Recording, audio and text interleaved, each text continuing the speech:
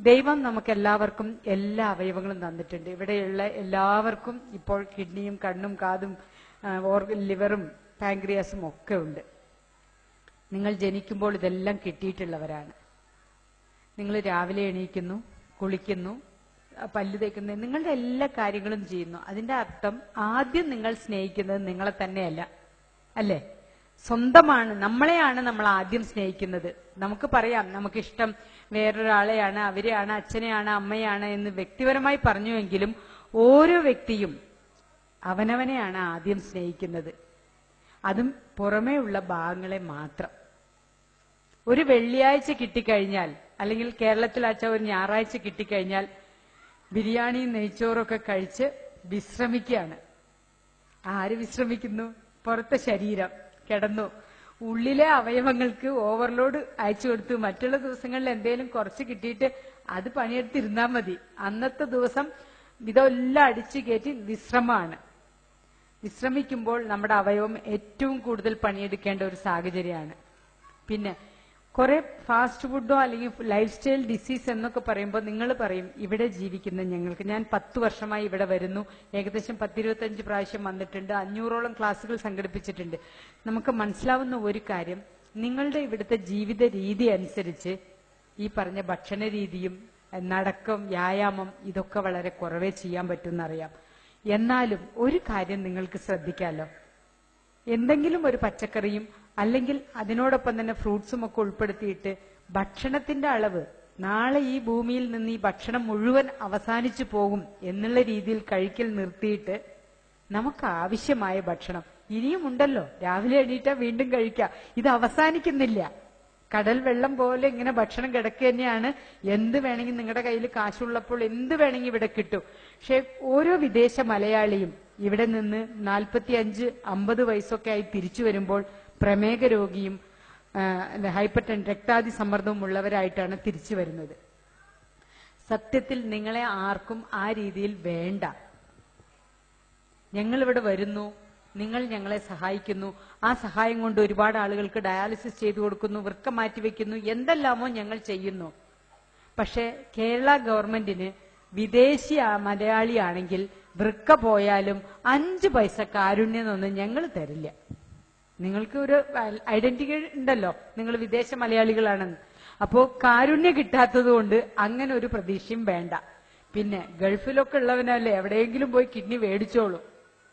അപ്പൊ അവിടുന്നും ഒരു സാധ്യതയില്ല. ബ്രെയിൻ ഡെത്തിന് വരെ ബുക്ക് ചെയ്യാൻ ഈ ഒരു അവസ്ഥയാണ് പാവം.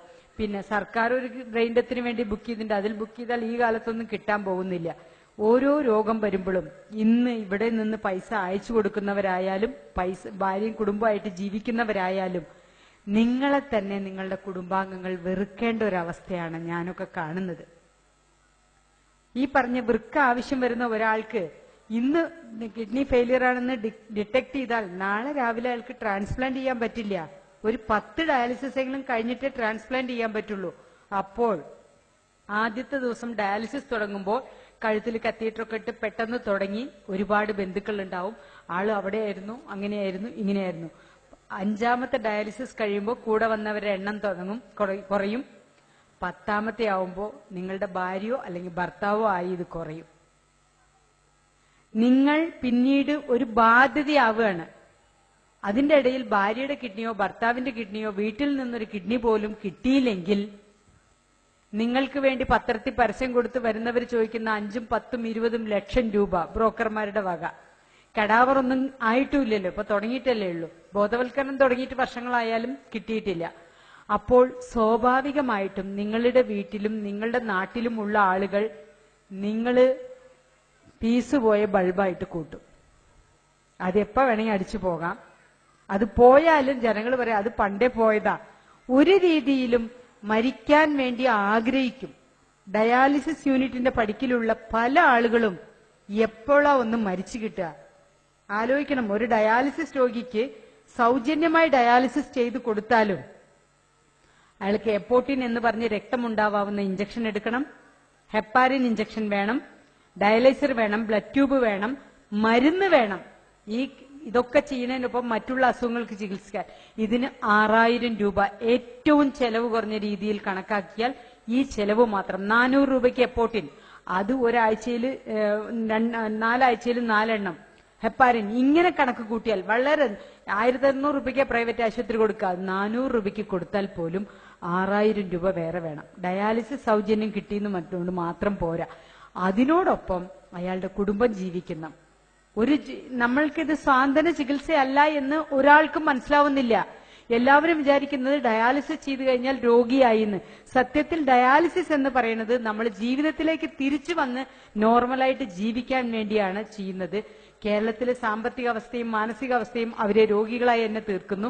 അപ്പോൾ ആ രോഗി മരിച്ചാൽ ഉണ്ടാവുന്ന ലാഭമാണ് എല്ലാവർക്കും തോന്നുന്നത്. അങ്ങനെ സഹജീവികളെ വെറുക്കാനുള്ള ഒരു അവസരത്തിലേക്കാണ് നമ്മൾ പോയിക്കൊണ്ടിരിക്കുന്നത്.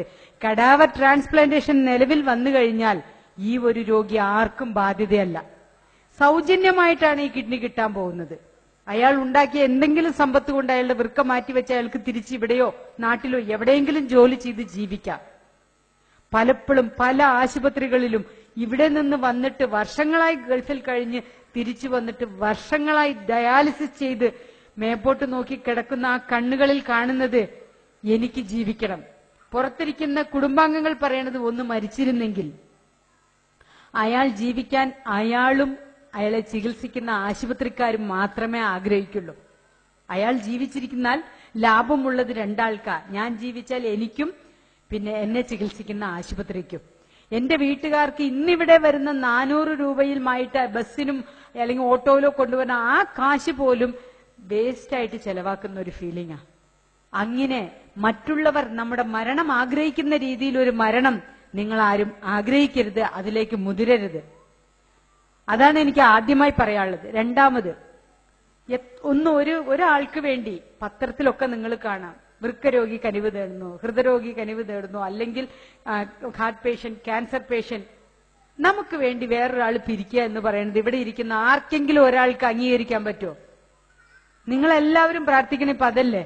നമുക്കൊന്നും ഈ അവസ്ഥ വരില്ല എന്ന് വിശ്വസിക്കുന്നവരും വരരുത് എന്ന് ആഗ്രഹിക്കുന്നവരും ഉണ്ട്.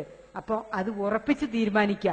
എനിക്ക് വേണ്ടി എന്റെ സഹപാഠികളോ എന്റെ കുടുംബക്കാരോ മറ്റുള്ളവരുടെ അടുത്തുനിന്ന് 1 രൂപ പോലും പിരിക്കാനുള്ള അവസ്ഥ വരരുത്. മാരക രോഗങ്ങളൊന്നും വരാതെ ശ്രദ്ധിച്ചോളാമെന്ന്. എല്ലാ അവയവങ്ങളും ഉണ്ട്. സ്വർണ്ണപ്പീടികയിൽ പോയി സ്വർണ്ണമെടുക്കാൻ സ്ത്രീകൾ ഒരുപാട് സമയം, ബ്യൂട്ടി പാർലറിൽ പോകാൻ, പുരുഷന്മാർ ഷേവ് ചെയ്യാൻ ഒക്കെ സമയം കിട്ടുന്ന നിങ്ങൾക്ക് ഒരു 10 മിനിറ്റ് ദിവസവും നിങ്ങൾക്ക് വ്യായാമം ചെയ്യാൻ വേണ്ടി മാറ്റിവെക്കാൻ പറ്റില്ല എന്ന് പറയുന്നത് ഒരു രീതിയിലും ശരിയല്ല. 24 മണിക്കൂറിൽ 10 മിനിറ്റ് സ്വന്തം ആരോഗ്യത്തിന് വേണ്ടിയിട്ട്, വേറെ ആർക്കും വേണ്ടിയിട്ടല്ല. നിങ്ങൾ ഇവിടെ വന്ന് കഷ്ടപ്പെടുന്നത് കുടുംബക്കാർക്ക് വേണ്ടിയിട്ടാണ്, സമൂഹത്തിന് വേണ്ടി ഒക്കെ ആണെങ്കിലും നിങ്ങൾക്ക് വേണ്ടി ഒരു 10 മിനിറ്റ് മാറ്റിവെക്കുക. വർഷത്തിൽ ഒരിക്കൽ ഇവിടുന്ന് പോകുമ്പോൾ നാട്ടിൽ പോയിട്ട് ഹെൽത്ത് ചെക്കപ്പ് ചെയ്യാം. കാറ് വിളിക്കുന്നു, കല്യാണത്തിന് പോകുന്നു, സദ്യ കൊടുക്കുന്നു, എല്ലാം ചെയ്യുന്നതോടൊപ്പം നിങ്ങൾ ആരോഗ്യവാനാണോ? നിങ്ങൾ ഇവിടെ തിരിച്ചു വന്ന് ഇവിടെ കിടന്ന് മരിക്കാൻ ഉള്ള അവസ്ഥ. ഇപ്പൊ 22 വയസ്സിൽ ഹാർട്ട് അറ്റാക്ക് വന്ന് മരിക്കുന്നവരെ കാണുന്നു. അത്തരം ഒരു മരണം എനിക്ക് സംഭവിക്കാതിരിക്കട്ടെ, അതിനുവേണ്ടി ഒരു 2000 രൂപ ഞാൻ മാറ്റിവെക്കും എല്ലാ കൊല്ലം എന്ന് ഓരോരുത്തരും തീരുമാനം എടുക്കുക. നമ്മൾക്ക് ഈ തീരുമാനം, മറ്റുള്ളവരുടെ അവയവത്തിന് വേണ്ടി എന്തിനാണ് കേഴുന്നത്? എല്ലാം നിങ്ങൾക്കില്ലേ? ഇത് മുഴുവൻ ജീവിത ശൈലി രോഗം കൊണ്ട് കളഞ്ഞിട്ട് വേറൊരാളുടെ അവയവത്തിന് അയാൾ തരണം എന്ന് പറയുന്നത് ഏത് രീതിയിലാ? നീ എന്താണ് ആർക്കെങ്കിലും കൊടുത്തിട്ടുള്ളത്? അച്ഛൻ പറഞ്ഞു കൊടുക്കണം, നീ ഒന്നും കൊടുത്തിട്ടില്ലല്ലോ, പിന്നെ എങ്ങനെ നീ വേറൊരാളുടെ അവയവത്തിന് വേണ്ടി നടക്കും?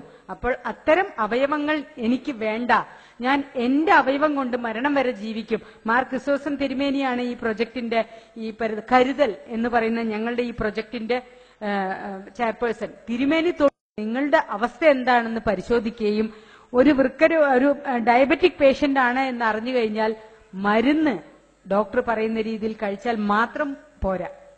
വ്യായാമം, ഭക്ഷണ നിയന്ത്രണം, കൃത്യമായ പരിശോധന, പിന്നീടാണ് മരുന്ന്, 4മതാണ് മരുന്ന്. ആദ്യം മരുന്ന് കഴിച്ചുകൊണ്ട് കാര്യമില്ല.